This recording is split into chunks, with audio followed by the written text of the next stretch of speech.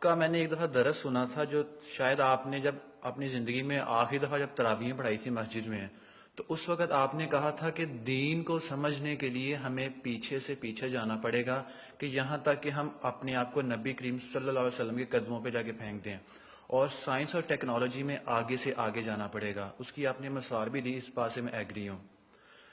جب میں اس روٹ آپ نے ایک مثال بھی دی تھی کہ سائنس میں آگے سے آگے جانا چاہیے، تو میں نے اکثر دیکھا ہے اس فیلڈ میں آ کے کہ جتنے بھی علماء کرام ہیں، جب وہ ہر ایک کہتا ہے کہ آپ ابو حنیفہ کو فالو کر لیں، امام مالک کو فالو کر لیں، امام شافعی کو فالو کر لیں، میں آپ سے یہ پوچھنا چاہتا ہوں کہ ہم یہ کیوں نہیں کہتے کہ حضرت ابو بکر صدیق کو فالو کر لیں، عثمان کو فالو کر لیں، علی کو فالو کر لیں؟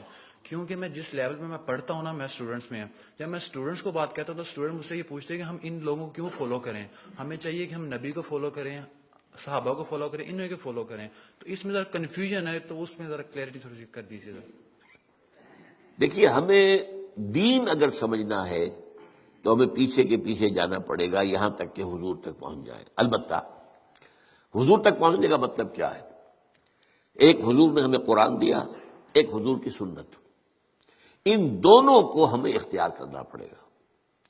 اب یہ ہے کہ قرآن مجید کی کسی آیت سے استدلال کرنے میں اختلاف ہو سکتا ہے، کسی حدیث سے استدلال کرنے میں اختلاف ہو سکتا ہے، حدیثیں بعض اوقات کنٹرڈکٹری بھی آ جاتی ہیں، ان کے مابین توافق پیدا کرنا یہ ایک بڑی علمی جدوجہد ہے۔ تو یہ جو انفر کرنا ہے قرآن سے اور حدیث سے، اس میں ہمارے فقہا نے اپنی زندگیاں لگائی ہیں، اور اس اعتبار سے اگر ان کو فالو کیا جا رہا ہے تو اس بنیاد پر کہ یہ قرآن اور سنت کی تعبیر ہے۔ لیکن اصل میں ہوا کیا ہے، جب ہمارا دور زوال شروع ہوا، امام ابو حنیفہ نے تو یہ کہا تھا کہ اگر کوئی صحیح حدیث تمہیں مل جائے میرے کسی موقف کے خلاف تو میری بات کو اٹھا کے دیوار پر دے مارنا۔ لیکن اس کے بعد یہ ہوتا ہے کہ فرقہ پرستی شروع ہو گئی ہے۔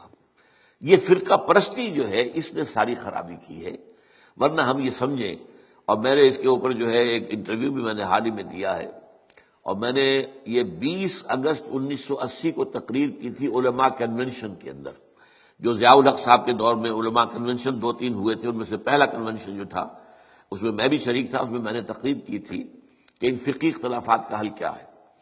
تو میں نے کہا تھا کہ جہاں تک تو فیملی لاز ہیں اور پرسنل لا، اس میں ہر فقہ کو کھلی آزادی ہونی چاہیے، کیونکہ بڑے سینسیٹیو ایشوز ہیں، عقائد کا معاملہ ہے تو سینسیٹیو ہے۔ اب نماز میں فرض کیجئے یا روزے کے اندر اگر آپ طے کر دیں فلاں وقت پر روزہ کھولنا ضروری ہے، تو ہو سکتا ہے کسی فقہ کے نزدیک اس وقت روزہ کھولنا درست نہ ہو۔ تو ان چیزوں کو تو چھوڑ دیا جائے لوگوں کے فقہوں پر، late them do what they want to do۔ لیکن لا آف دی لینڈ میں کسی فقہ کو تسلیم نہ کیا جائے، بلکہ سب کو تسلیم کیا جائے۔ اب اس میرے فرق کو سمجھ لیجئے، کوئی فقہ بائنڈنگ نہیں، لیکن تمام فقہوں کو ہم اپنا سمجھیں کہ یہ ہمارا ایک اثاثہ علمی ہے، ایک کامن ہیریٹاج ہے، ہمارا تراث علمی ہے۔ امام ابو حنیفہ نے یہ کہا، مالک نے یہ کہا، شافعی نے یہ کہا، حنبلی نے یہ کہا، امام جعفر صادق نے یہ کہا، امام زید نے یہ کہا، اور حزم نے یہ کہا، اور فلاں نے یہ کہا، بازیوں نے یہ کہا۔ یہ گویا کہ ہمارا ایک کامن جو ہے، یہ ہمارا اثاثہ ہے۔ اس سب کو سامنے رکھ کر آپ ایک نئی قانون سازی کر سکتے ہیں۔ تو اس حوالے سے یہ، لیکن یہ ہوگا کیسے؟ جیسا کہ آپ نے علماء کی بات کی، علماء تو اس کے اندر اتنے سخت ہیں کہ ایک فقہ سے باہر قدم نکالنا گویا کہ آپ ان کے نزدیک کفر ہے۔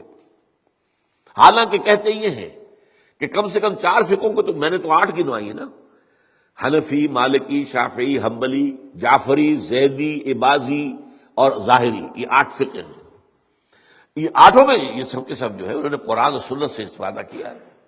ان سب کو رکھے بیک گراؤنڈ میں، جیسے کہ آپ کو معلوم ہے کہ ہائی کورٹ، سپریم کورٹ کے فیصلوں میں یہ حوالے آیا کرتے ہیں کہ بامبے ہائی کورٹ نے فلاں ایسا ہی مقدمہ تھا، اس میں یہ فیصلہ دیا تھا۔ یہ پریسیڈنٹس ہیں۔ کلکتہ ہائی کورٹ نے یہ کیا تھا، یا جو انگلستان کی سب سے اونچی جو ہائی کورٹ ہے اس نے یہ فیصلہ دیا تھا۔ یہ پریسیڈنٹس کے طور پر بطور دلیل اپنے جو وہ ہوتے ہیں فیصلے، ان میں کوٹ کیے جاتے ہیں۔ تو ہم جو ہے فیصلہ اس کے مطابق کر سکتے ہیں۔ میں کہہ رہا تھا کہ ہمارے جو سنی فقہاء ہیں، وہ جو علماء ہیں، چاروں کو کہتے ہیں حق ہے۔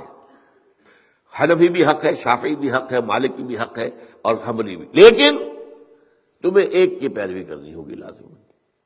یہ میرے خیال میں ان کی زیادتی ہے، ان کی فرقہ پرستی ہے، اور اس کی وجہ اصل میں کیا ہے؟ اس میں غلطی ہماری ہے اصل میں، جس کے نتیجہ وہ نکلا ہے۔ ہم نے نہ دین پڑھنا ہے نہ سیکھنا ہے، ہم نے ایک مولوی کلاس پیدا کر دی ہے، ایک پروفیشن پیدا کر دیا ہے، حالانکہ اسلام میں کوئی مولوی پروفیشن نہیں ہے، اسلام میں کوئی پاپائیت نہیں ہے، اسلام میں کوئی برہمنزم نہیں ہے۔ یہ نہیں ہے کہ جب تک برہمن نہیں آئے گا شادی نہیں ہو سکتی، جب تک برہمن نہیں آئے گا ارتھی جو ہوتی ہے اس کو آگ نہیں لگائی جاتی، یہ نہیں ہو سکتا۔ ہمارے یہاں کوئی برہمنزم نہیں ہے، لیکن چونکہ ہم تو پڑھتے نہیں، ہم نے تو اپنے آپ کو اور طرف لگایا ہوا ہے۔ تھوڑی سی دینی بنیادی معلومات حاصل ہوں، قرآن اور حدیث کا علم کچھ ہو، تو ہر شخص نماز پڑھا سکتا ہے، ہر شخص جو ہے اپنی بیٹی کا نکاح خود پڑھائے، ہر شخص جو ہے وہ اپنے والد کا جنازہ خود پڑھے، تو وہی گویا کہ پروفیشنل ختم ہو جائے گا۔ تو چونکہ یہاں فرقہ پرستی ہوئی، پروفیشنلزم آیا، اور پروفیشن میں آپ کو معلوم ہے کہ پروفیشنل جیلسی از دی رول، اس میں تو جو ہے ایک دوسرے سے حسد اور بغض اور ایک دوسرے کے خلاف، یہ تو لازم ہے۔ تو یہ اصل صورتحال بگڑی ہوئی ہے۔ اس کا علاج یہی ہے کہ آپ کمر ہمت کسے، خود قرآن اور حدیث کو پڑھے، اللہ کا نام لے اور کمر کسے۔ یہی کام ہم نے کیا، میں نے یہی کیا، میرا پیشہ تو نہیں تھا، میں مولوی تو نہیں تھا، میرے پاس کسی مدرسے کی سند تو نہیں ہے، 40 سال میں نے جمعہ پڑھایا ہے الحمدللہ، درس قرآن میں 50 سال سے دے رہا ہوں الحمدللہ، میرے بیٹے اب جمعہ پڑھا رہے ہیں، وہ ایک MBBS ہے ان میں سے، ایک جو ہے MA فلاسفی ہے، ایک جو ہے وہ ڈاکٹریٹ کے کورسز انہوں نے مکمل کر رکھے ہیں اکنامکس کے اندر، پڑھا رہے ہیں جمعہ، ان لوگ کہاں پڑھا رہے ہیں؟ تو یہ کام کرنا جو ہے اس کی طرف زیادہ توجہ ہونی چاہیے پازیٹیولی۔ باقی جو کچھ ہے اس کا آپ کا مشاہدہ صحیح ہے، وہ غلط بات آپ نہیں کہہ رہے ہیں۔